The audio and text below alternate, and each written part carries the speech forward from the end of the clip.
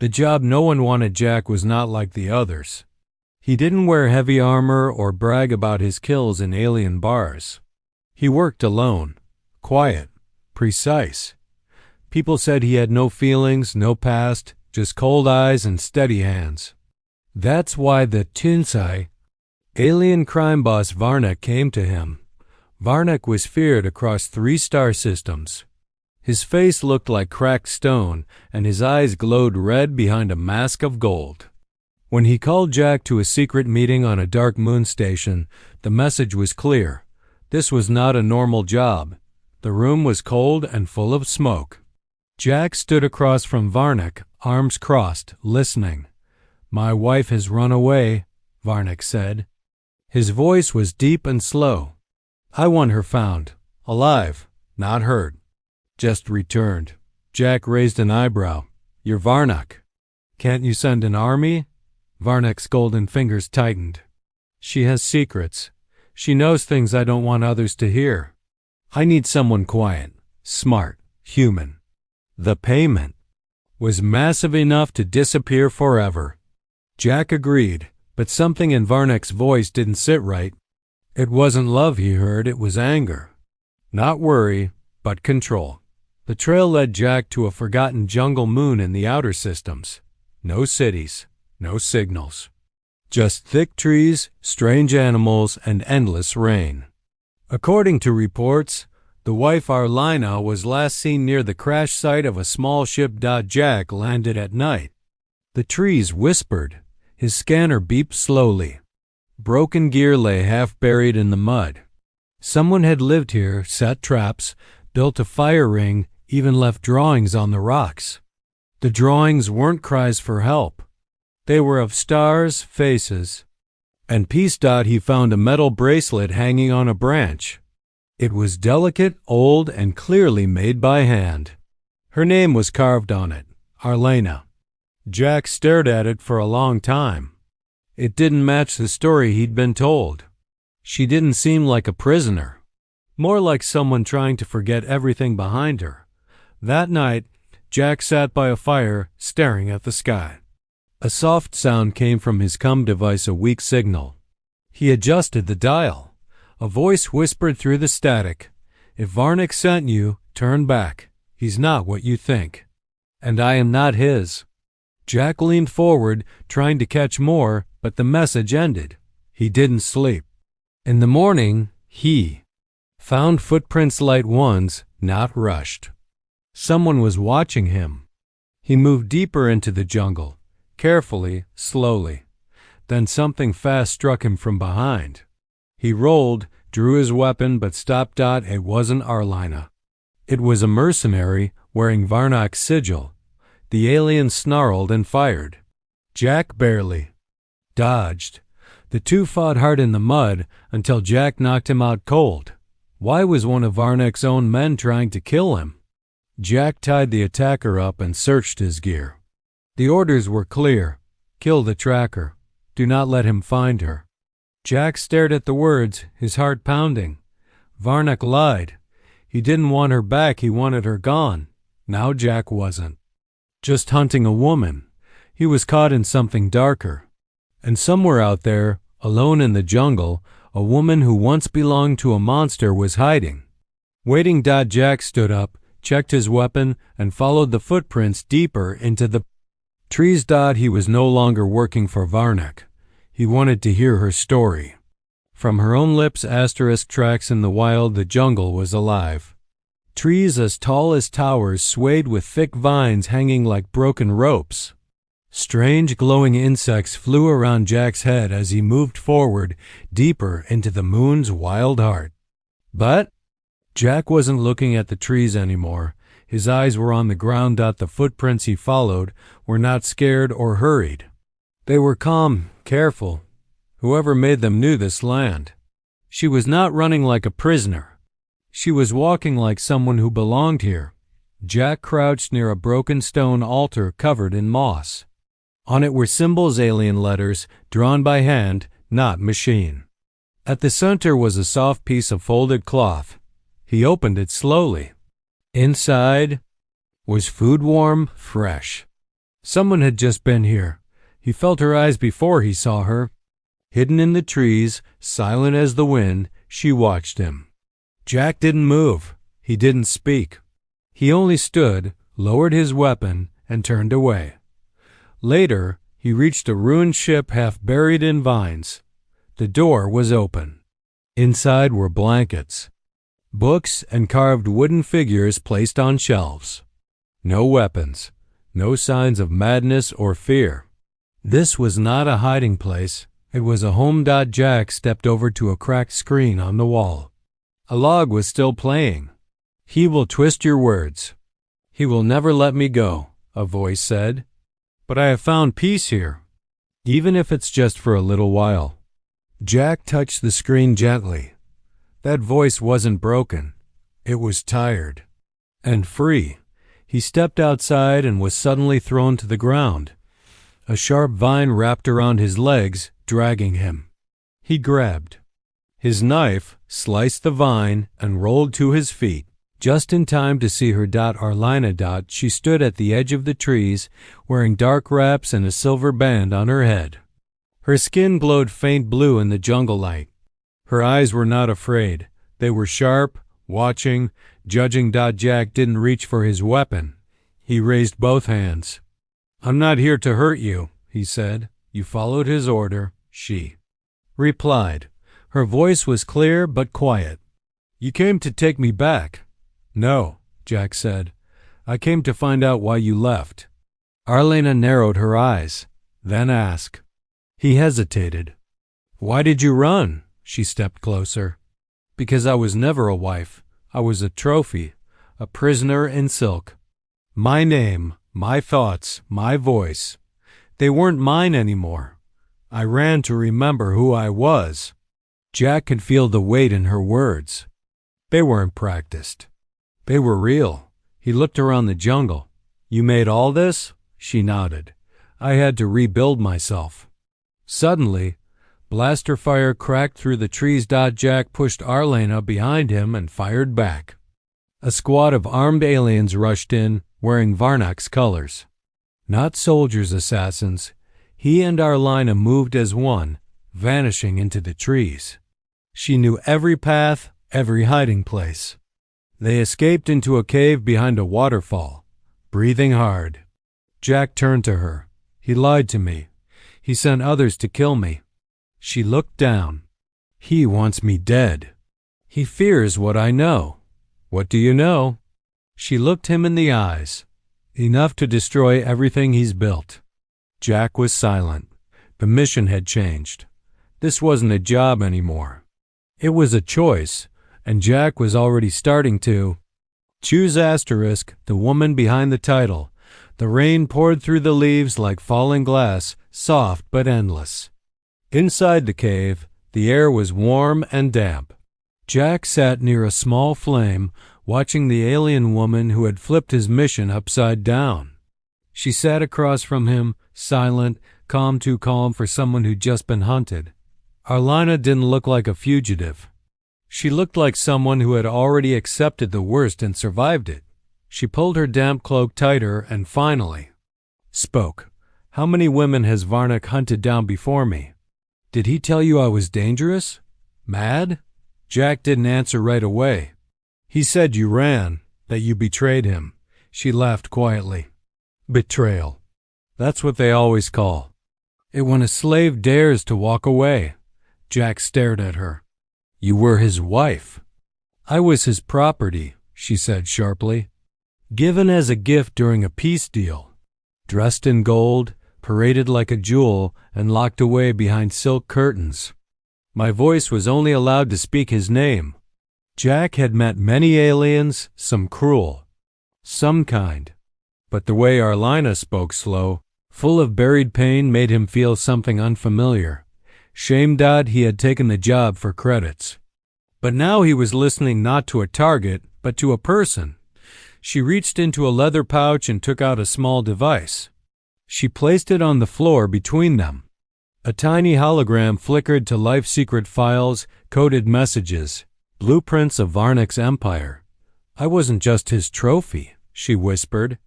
"I was his shadow. I know his secrets, where he keeps his weapons, how he launders credits, which worlds he's blackmailing.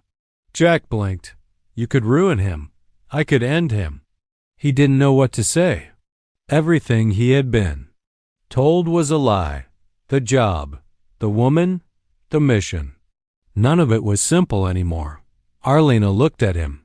Why haven't you tried to bring me in? You could have tied me up, dragged me back to his ship. Jack exhaled slowly. Because I don't think you belong to anyone. Silence filled the cave. Outside, thunder rolled. You remind me of something, she said after a long pause. Something I didn't think still existed. What? Kindness. Choice. The idea that not all humans are tools for money or power. Jack looked into her eyes. He didn't smile. He didn't speak. But something inside him shifted, slowly. Deeply. Then, in a whisper, Arlena said, If you stay, you become part of this. He will hunt you. He will kill for this secret. I've been hunted before, Jack replied. But I've never been right before. She reached out and touched his hand. Her fingers were cool, soft, trembling slightly. In that small touch, something passed between them, something no mission, no credits, no command could explain. Not love. Not yet.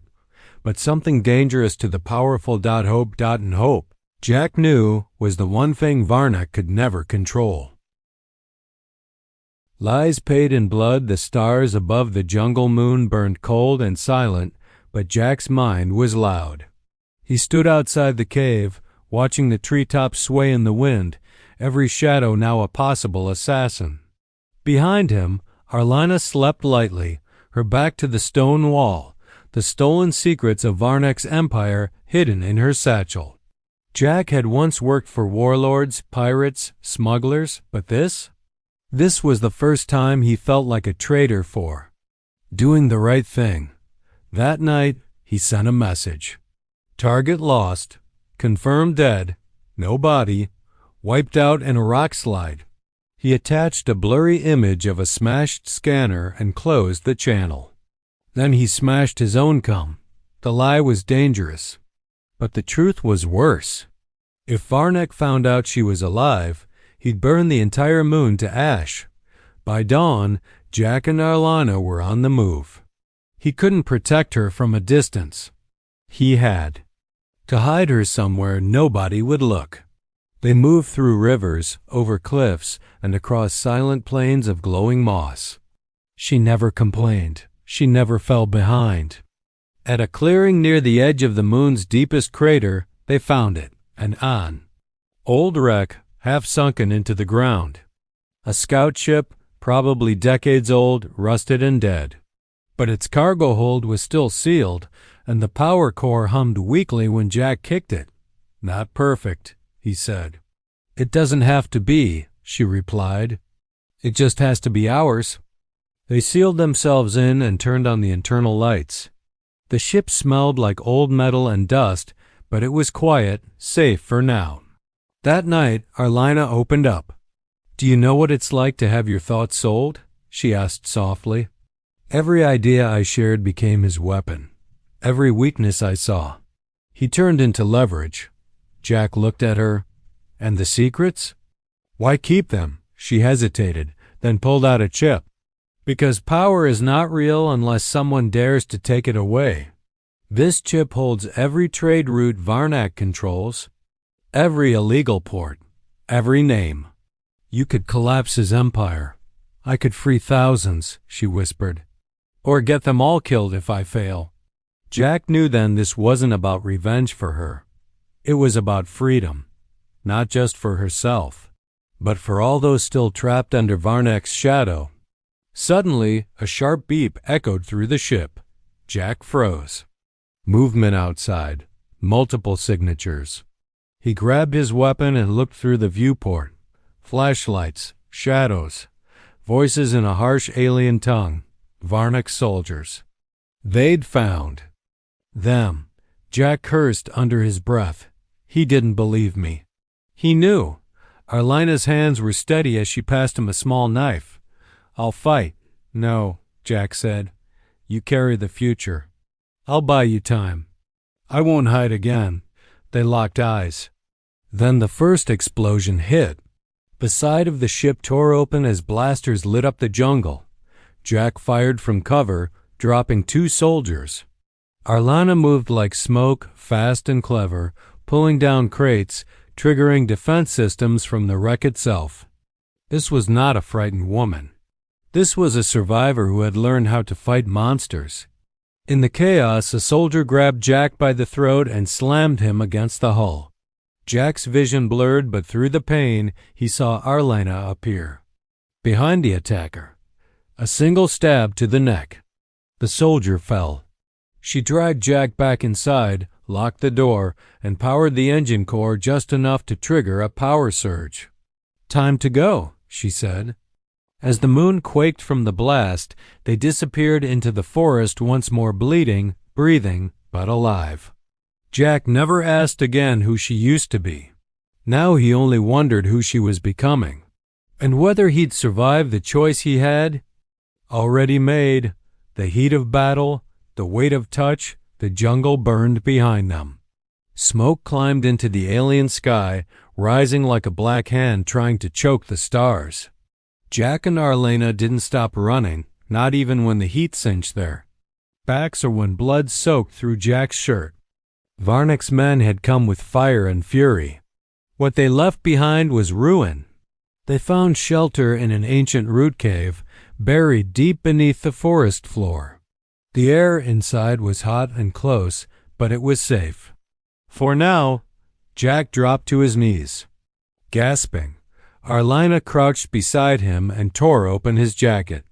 A deep gash stretched across his ribs. "You should have let me take point," she muttered, wiping blood from his side. He winced. "You mean I should have let you get shot first?" She didn't smile.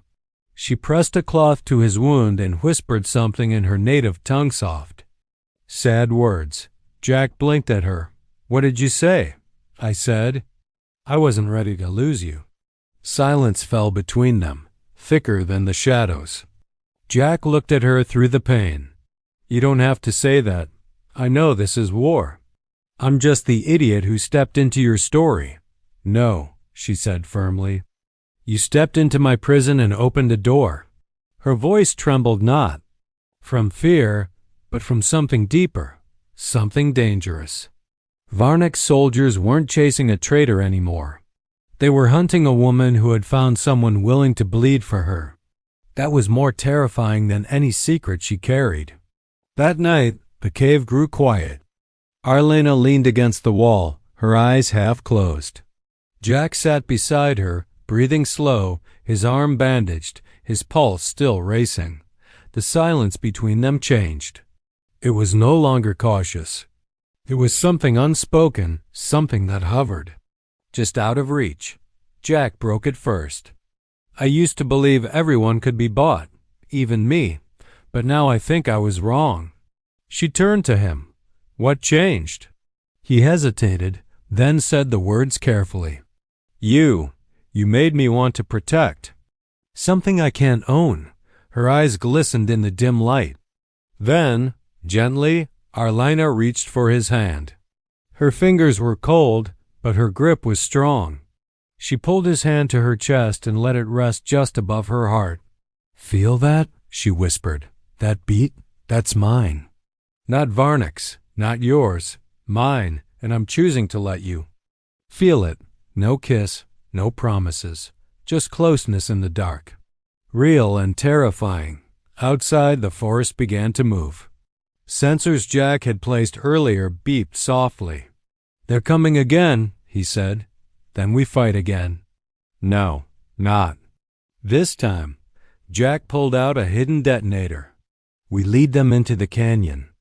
There's an old mining pit there. If we draw them in, I can collapse it."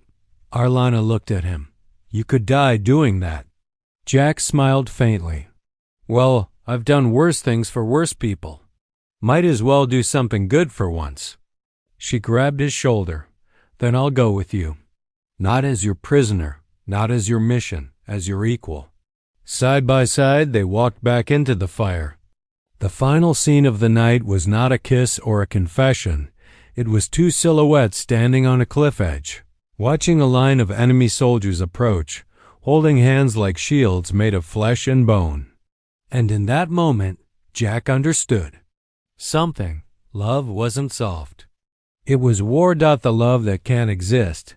They floated in silence, hidden in the wreck of a derelict cargo hauler drifting through an asteroid field. No signal, no heat trail. Just two fugitives surrounded by cold rocks and colder stars. Outside, the galaxy spun on in chaos. But inside that small ship, it was just Jack and Arlina and the weight of what they had become. Jack sat in the pilot seat, still bandaged from the last fight, staring out at space. His hands were steady, but his heart wasn't. He wasn't supposed to be here. He was supposed to hand her over, take the credits, and vanish into some bar on a nameless world. But instead, he was hiding with her, planning a future that didn't exist.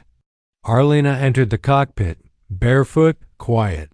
She had changed into simple clothes, no longer the silken metal of Varnak's wife, but something worn and free. She looked less like a royal and more like a human now. That made it harder. She sat beside him and said nothing for a long time. Then, softly, I had a dream. Jack didn't turn to her. Yeah, you were gone. I was alone again. But this time, I didn't feel strong. I felt hollow. Jack exhaled. Probably best that way. She turned to him, confused. What do you mean? You shouldn't need me. You shouldn't want me. I'm a hired gun who's now a fugitive. You're a rebellion waiting to explode. We're poison to each other. Arlena's voice was calm, but firm. That's not true. Isn't it? Jack finally looked at her. If we stay together, you'll be hunted forever, and I'll die trying to keep you alive. That's not love. That's slow. Suicide. She stared at him. You think love only exists if it's safe? No, Jack said. I think it only survives when someone's willing to walk away before it burns. She stood, walked toward the window, and looked at the stars. I wasn't asking for a perfect ending, she whispered. Just one honest moment. One man who looked at me and didn't see a tool or a prize. Just a person. Jack stood beside her, close enough to feel her warmth. You got that, he said. You got? More than that. She turned, face inches from his. Then don't speak of leaving. Not yet. Not until the stars forget our names. Their lips met brief, gentle, and trembling with everything they couldn't say. It wasn't a kiss of passion. It was a question. A promise, a warning. Then beep, the ship's radar blinked. A signal, sharp, strong, not random. Jack rushed to the console. His blood ran cold. It's him, he said. It's Varnak. Arlina didn't flinch. He found us. He brought a war cruiser. He's not here to negotiate. Jack's hands moved fast over the controls. We can't fight that. Not with this ship. No, she said, but we can end it. He turned to her. How? Arlina opened the secret compartment under the floor and pulled out a black cube. It pulsed red like a heartbeat. Jack frowned. What is that? Every system command. Every override. It connects to the data core in Varnak's cruiser. He thought I didn't know about it. He thought I was too obedient. She held it out. Get me close enough, and I'll bring it all down. Jack looked at her. This wasn't just escape anymore. This was war and love. A kind that wasn't built in peace, but forged in fire. Asterisk, a human's choice, a monster's. And the enemy cruiser loomed in orbit like a floating fortress of bone and steel, its jagged edges lit with red war lights. It didn't sneak into the asteroid field, it dared the galaxy to watch. Varnak had come for blood, not Mercy. Inside the old cargo hauler, Jack stared at the enemy ship on the screen. He's not just tracking us, he's broadcasting. He wants someone to see this. Arlina stood behind him, dressed in black, the override cube glowing in her palm. He wants to make a message. No one escapes Varnak, not even me. Jack touched the ship's worn controls, hands steady. Then let's give him a different message. They flew into the cruiser's tractor beam on purpose. As their ship was pulled into the docking bay, Jack felt the tension coil inside him. Like a loaded weapon, this wasn't a rescue. This was a storm, and they were the lightning. The docking clamps hissed. The door opened. Dozens of armored guards waited. Varnak stood among them, tall, gold-plated, and silent. His face was emotionless, but his eyes, they burned like suns ready to explode. "Welcome home, my dear," he said. Arlina stepped forward. "This isn't my home. You never were my husband. You were just my cage." Varnak raised a clawed hand, killed a human.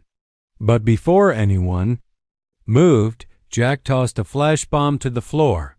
Light erupted. Chaos, smoke. They moved like ghosts. Jack disarmed one, shot two. Arlina dove toward the central console, fingers moving fast, the cube sliding into a glowing slot. Alarm screamed. The ship shuddered. Varnak's eyes widened. "What have you done?" Arlina's voice echoed through the cruiser. "I gave your slaves their freedom. I gave your victims your name. I gave the galaxy your secrets." The bridge screens lit up coordinates, names, deals, blood contracts, all exposed in real time. "You'll never leave this ship," Varnak snarled. "You first," Jack said, and pulled the pin on a gravity charge. The floor cracked. Varnak leapt at them, but the charge exploded, sucking half the docking bay into the void. Jack grabbed Arlina and they flew backward, tethered only by a rope cable. Behind them, Varnak screamed as his own ship tore apart, flames licking through steel, his empire collapsing with every file sent into open channels. In the silence of space, death made no sound. Later, drifting in, a small escape pod. Jack and Arlina floated above the ruins, bruised, breathless, but alive. Jack looked at her, voice rough. "So, no bounty, no credits, no clean ending." Arlina leaned her head on his shoulder. "No chains, no lies, no pretending." He smiled faintly. "You're still dangerous," she smiled back. "So are you." Below them, pieces of Varnak's cruiser burned as they fell toward the nearest sun. Jack tightened his arm around her as the stars slowly turned. They had no plan, no future, just each other and a galaxy forever changed by one man's choice to listen, and one woman's refusal to be owned. And in that wreckage, something new had been born, not just freedom, but love that had survived fire, blood, and betrayal. The kind of love that didn't beg to be safe. It begged to be true.